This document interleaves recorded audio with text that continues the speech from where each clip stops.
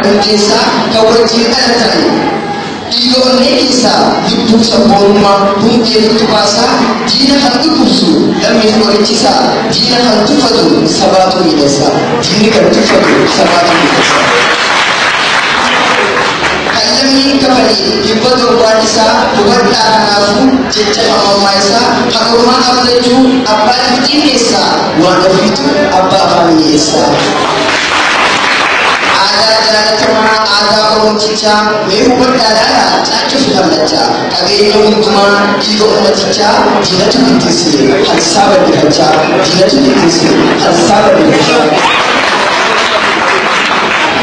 Wan kerana berada isu, amola hari namsis terus memaksa syaiku kirsah isu. Mereka cecetuma, ceciwala tagaba, ceciuba umawan lagi patur kaba.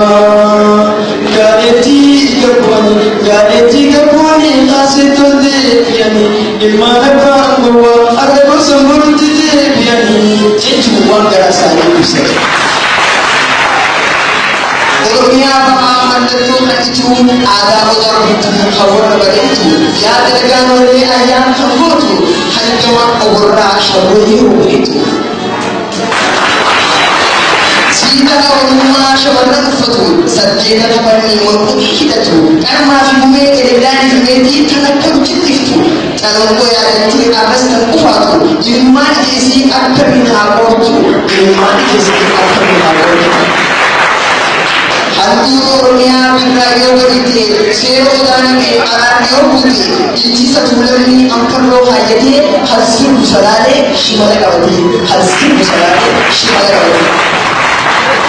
Shudus ni anjima gara kibaripa. Ijazah kalboro gara dias kipa. Sida orangnya hamana angkara. Ego borana lammi beritaha. Halammi bojisu ayat bosadina. Menentu orangnya simpan. Inna tayo ni nyawadi ega marif tuna tayo ni nyawadi ega marif tuna lafiso manarke ya shubu banna dada hamana terguna no bade marka ade panna marka hanasi batasan chukrinya ada kada madere boruha abdanna kedanu dikenya meguma tahenna kedanu dikenya meguma tahenna